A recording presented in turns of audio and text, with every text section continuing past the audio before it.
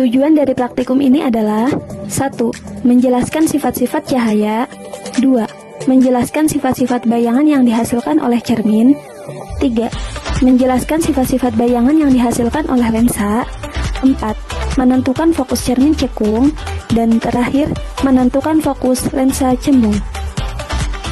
Percobaan pertama adalah pemantulan pada cermin datar. Apa itu pemantulan pada cermin datar? Pemantulan pada cermin datar adalah peristiwa ketika cahaya mengenai permukaan cermin yang rata dan halus, kemudian dipantulkan kembali dengan arah yang teratur. Langkah-langkah pengamatan. Langkah pertama, menyusun lampu senter dan celah cahaya di depan cermin datar.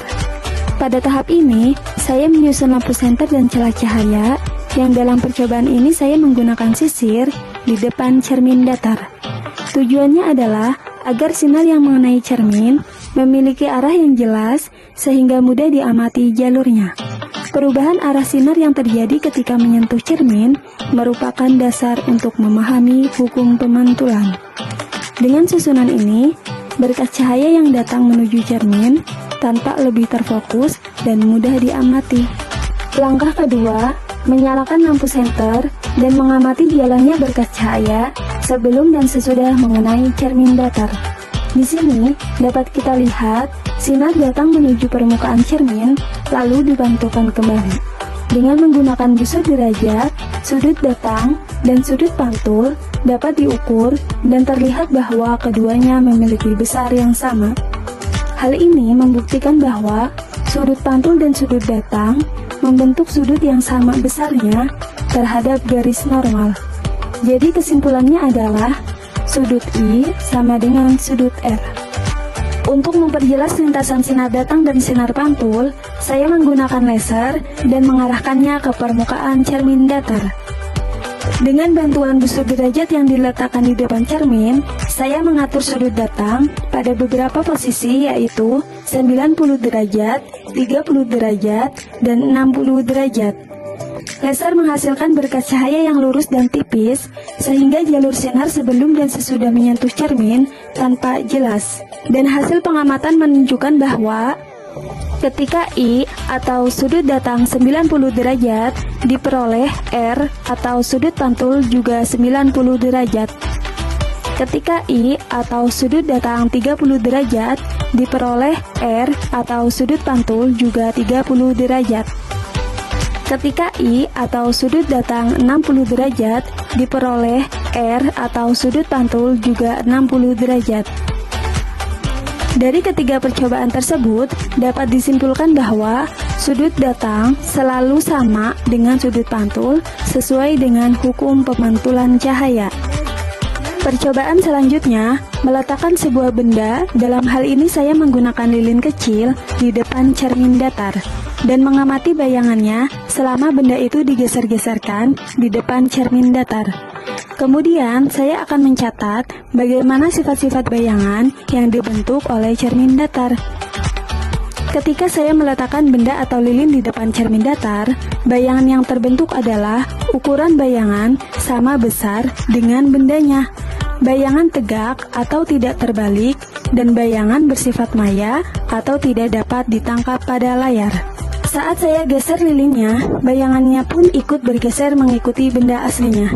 Dan ketika saya dekatkan, bayangan juga ikut mendekat. Ketika saya jauhkan, bayangan juga ikut menjauh. Lalu, ketika saya ukur menggunakan penggaris, jarak bayangan dari cermin sama dengan jarak benda dari cermin. Dan di sini jaraknya sama, yaitu 10 cm. Selain itu, bayangan juga mengalami lateral terbalik, artinya sisi kiri dan kanan bayangan tertukar dengan benda aslinya. Dari pengamatan tersebut, dapat disimpulkan bahwa sifat bayangan pada cermin datar adalah maya, tegak, sama besar, dan lateral terbalik atau sisi kiri dan kanan bayangan tertukar dengan benda aslinya. Percobaan selanjutnya adalah pemantulan pada cermin cimbung. Apa itu pemantulan pada cermin cimbung? Pemantulan pada cermin cimbung adalah peristiwa ketika cahaya mengenai permukaan cermin yang melengkung keluar atau cembung dan dipantulkan kembali sehingga berkas cahaya menyebar. Ketika saya dekatkan cermin cembung ke lilin, cahaya tersebut akan dipantulkan dan sinar pantul akan menyebar. Bayangan pun selalu berada di belakang cermin. Dapat dilihat pada layar putih, cahaya tampak menyebar, lalu ketika saya jauhkan cermin cembung, cahayanya pun menyebar makin luas.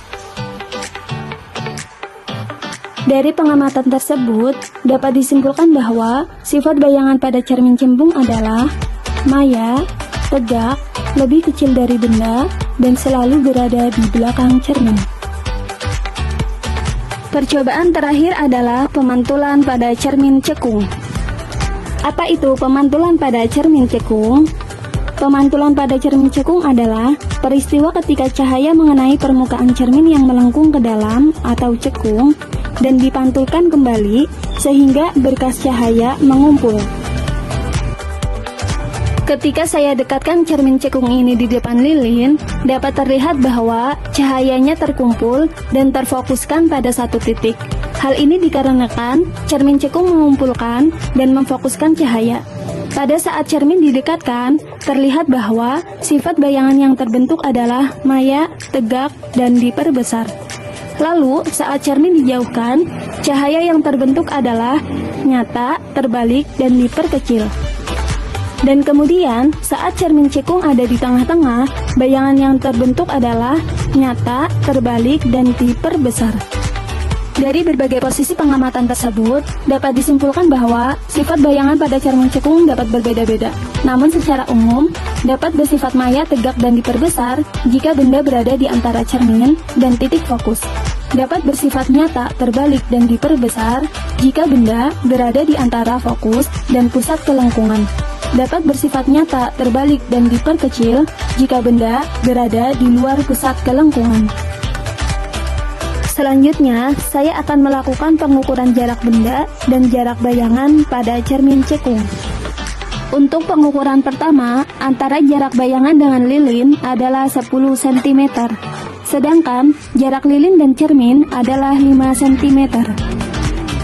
Pada pengukuran kedua, saya telah mengubah jarak lilinnya. Jarak bayangan dengan lilin adalah 12 cm, dan jarak lilin dengan cermin adalah 6 cm. Dan untuk percobaan selanjutnya juga, saya akan menjauhkan cermin sampai bayangan tidak terlihat atau tidak tampak pada layar.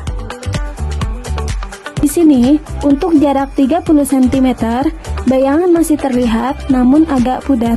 Dan pada jarak 34 cm, bayangan semakin memudar. Saya jauhkan lagi di jarak 36 cm, bayangan sudah tidak tampak di layar putih. Dan pada jarak 38 cm, bayangan pun tidak tampak pada layar. Dari hasil pengukuran jarak benda dan jarak bayangan pada cermin cekung, dapat disimpulkan bahwa posisi bayangan yang terbentuk bergantung pada jarak benda dari cermin. Ketika jarak benda semakin dekat dengan cermin, bayangan yang terbentuk tampak semakin jelas dan berada lebih dekat pada layar. Namun, ketika jarak benda dijauhkan dari cermin, bayangan semakin meredup dan akhirnya tidak tampak lagi pada layar.